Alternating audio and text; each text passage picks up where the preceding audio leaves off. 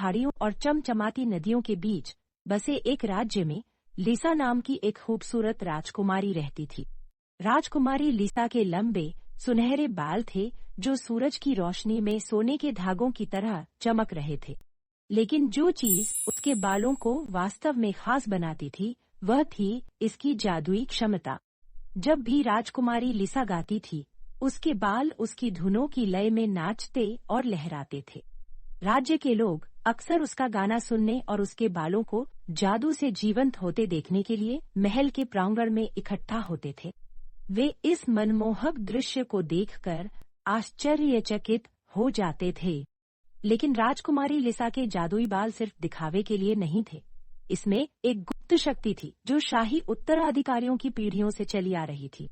किंवदंती थी कि जिसके पास भी राजकुमारी के बालों का गुच्छा होता था वह बड़ा जादू कर सकता था और राज्य में समृद्धि ला सकता था। एक दिन मॉर्गन नाम की एक दुष्ट जादूगरनी को राजकुमारी लिसा के जादुई बालों के बारे में पता चला और वह ईर्ष्या से भर गई। मॉर्गन ने अपने लिए शक्ति चाही और राजकुमारी से इसे चुराने का फैसला किया। अंधेरे की आड़ में मॉर्गन महल में घुस गई और राजकुमारी लिसा पर जादू करने के लिए अपने काले जादू का इस्तेमाल किया। अगली सुबह जब लिसा उठी तो उसने पाया कि उसके बालों का जादू हो गया है। टूटे हुए दिल और अपने बालों के जादू से मुक्त करने के लिए बेताब राजकुमारी लिसा ने पौराणिक सुनहरे फूल की खोज शुरू की, जिसके बारे में कहा जाता था कि उसके पास किसी भी जादू को तोड़ने की शक्ति है। अपने वफादार पालतू तोते पोली की मदद से राजकुमारी लिसा ने जादुई जंगल में गहरी यात्रा की जहां सुनहरे फूल खिलते थे। रास्ते में उन्हें सभी प्रकार के जादुई प्राणियों का सामना करना पड़ा, शरारती परियों से लेकर बुद्धिमान बूढ़े वृक्ष आत्माओं तक। जैसे जैसे वे जंगल में गहराई तक गए, राजकुमारी लिसा की आशा कम होने लगी। लेकिन जब वह हार मानने ही वाली थी, पोली को पेड़ों के बीच से चमकती सुनहरी रोशनी की एक झलक दिखी। पोली के नेतृत्व के बाद राजकुमारी लिसा एक छिपे हुए उपवन में पहुंच गई, जहां सुनहरा फूल अपनी पूरी उज्जवल महिमा के साथ खिल रहा था। कांपते हाथों से राजकुमारी लिसा ने फूल से एक पंखुड़ी तोड़ ली और अपने बालों का जादू वापस पाने के लिए दिल से प्रार्थना की। उसे आश्चर्य हुआ, पंखुड़ी गर्म सुनहरी रोशनी से चमकी और उसकी हथेली में विलीन हो गई।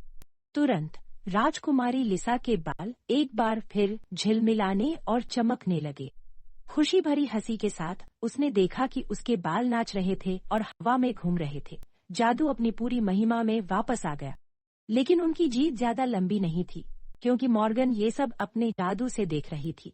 इस बात से क्रोधित होकर कि राजकुमारी लिसा अपनी खोज में सफल हो गई, मॉर्गन जंगल में आई।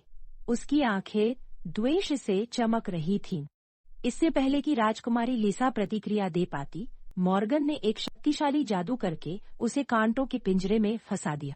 पोली ने अपनी मालकिन के खतरे को भांपते हुए झपट्टा मारा और मॉर्गन के हाथ पर चोंच मार दी, जिससे उसकी छड़ी गिर गई। बहादुरी के साथ राजकुमारी लिसा अपने पिंजरे की सलाखों के पास पहुंची और छड़ी पकड़ ली। लिसा ने अपनी आखिरी ताकत का उपयोग करते हुए जादुई छड़ी को तोड़ दिया, जिसकी वजह से उसका जादू खत्म हो गया। जादूगरनी ने एक चीख निकाली, जिससे वह शक्तिहीन और पराजित हो गई। मॉर्गन की धमकी बेअसर होने के साथ अपनी जीत मानते हुए राजकुमारी लिसा और पोली राज्य में लौट आए, जहां उनका नायकों के रूप में स्वागत किया गया। उस दिन से राजकुमारी लिसा के जादुई बाल पहले से कहीं अधिक मजबूत हो गए और उसने इसकी शक्ति का उपयोग अपने राज्य में खुशी और समृद्धि लाने के लिए किया।